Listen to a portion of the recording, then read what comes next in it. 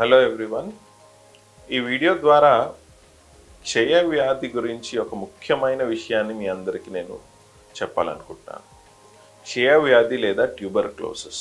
అసలు ఈ క్షయ వ్యాధి రావడానికి కారణాలు ఏంటి అండ్ దీన్ని తొందరగా ఎలా పసిగట్టాలి, అలాగే గుప్త క్షయ వ్యాధి అంటే లేటెంట్ టీబీ ఇన్ఫెక్షన్ అంటే ఏంటి, దాన్ని ఆరంభ దశలోనే ఎలా అరికట్టాలి కూడా ఈ వీడియో ద్వారా తెలుసుకుందాం. మార్చి 24 ప్రతి సంవత్సరం మనం క్షయ వ్యాధి దినోత్సవంగా జరుపుకుంటాం. అంటే వరల్డ్ ట్యూబర్క్లోసిస్ డేగా మనం జరుపుకుంటాం.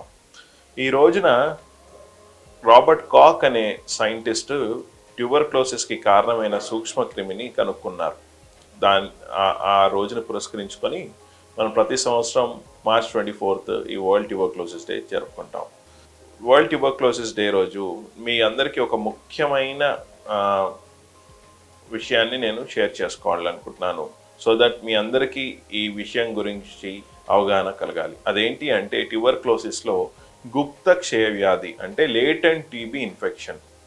మీ అందరికి తెలిసే ఉంటుంది, టీబీ వచ్చిన పేషెంట్ చాలా లక్షణాలు చూపిస్తూ ఉంటారు. దగ్గు, జ్వరం అండ్ వెయిట్, బరువు తగ్గిపోవడం, ఆకలి కాకపోవడం, ఇవన్నీ టీబీ లక్షణాలు.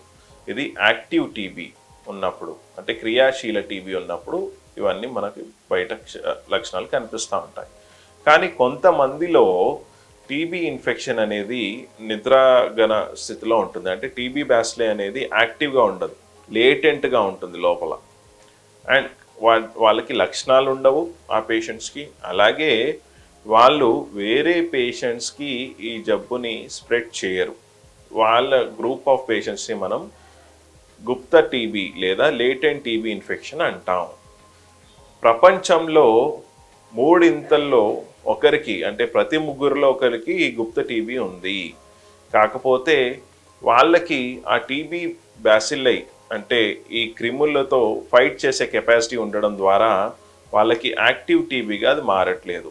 సో ఆ పర్సన్ రోగ నిరోధరణ శక్తి అంటే ఇమ్యూనిటీ పైన డిపెండ్ అయి ఉంటుంది ఈ గుప్త టీబీ యాక్టివ్ టీబీగా మారుతుందా లేదా అనేది.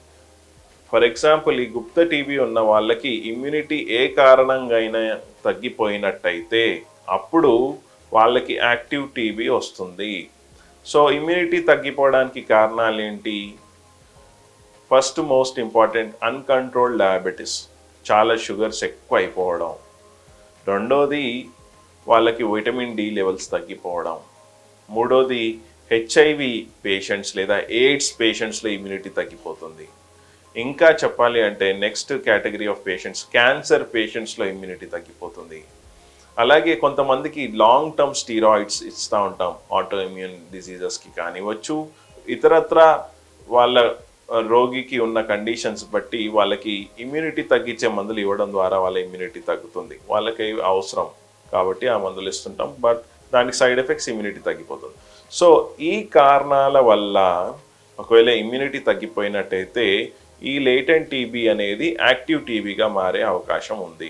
సో ఈ గ్రూప్ ఆఫ్ పీపుల్ ఎవరికైతే ఇమ్యూనిటీ తగ్గుతుంది అని మనం చూస్తుంటామో వాళ్ళకి లేటెంట్ టీబీ ఉందా లేదా టెస్ట్ చేసుకొని మనం లేటెంట్ టీబీని ట్రీట్ చేసినట్టయితే వాళ్ళకి యాక్టివ్ టీబీ రాకుండా ఉంటుంది.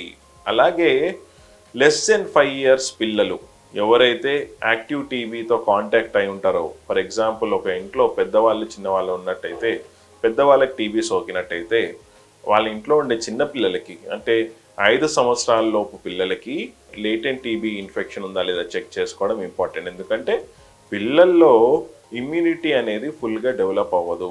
సో వాళ్ళకి టీబీని ఫైట్ చేసే కెపాసిటీ తక్కువగా ఉంటుంది. సో లేటెంట్ టీబీ ఒకవేళ ఉన్నట్టయితే వాళ్ళకి లేటెంట్ టీబీ ట్రీట్మెంట్ ఇవ్వాలి. సో ఈ గ్రూప్ ఆఫ్ పేషెంట్స్ని మనం లేటెంట్ టీబీ లేదా గుప్త టీబీ ఉందా లేదా మనము టెస్ట్ చేసుకోవాలి.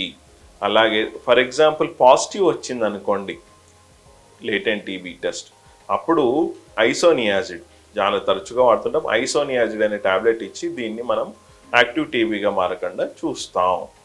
ఇంకొకటి ముఖ్యమైన విషయం ఏంటంటే ఈ లేటెంట్ టీబీని ఎలా కనుక్కోవాలి, టెస్ట్లు ఏంటి? 2 టెస్ట్లు ఉన్నాయండి మనకి. ఒకటి మాంటూ టెస్ట్ అంటాం, అంటే స్కిన్ టెస్ట్. చిన్న ఇంజెక్షన్ ఇస్తాము మీకు ఇక్కడ స్కిన్ పైన, దాన్ని ఎంత వాపు వచ్చిందో చూసుకొని దాని రీడింగ్ ద్వారా మాంటూ టెస్ట్ అనేది చూస్తాం. రెండోది మాంటూ టెస్ట్ చేయలేకపోతే బ్లడ్ టెస్ట్, దాన్ని క్వాంటిఫెరాన్ టీబీ గోల్డ్ అంటాం లేదా ఇగ్రా టెస్ట్ అంటాం. సో ఈ రెండు మనం ఈ రెండిట్లో ఏదో ఒకటి పాజిటివ్ వచ్చినా అప్పుడు మనం లేటెంట్ టీబీ ఉన్నట్టుగా భావిస్తాం.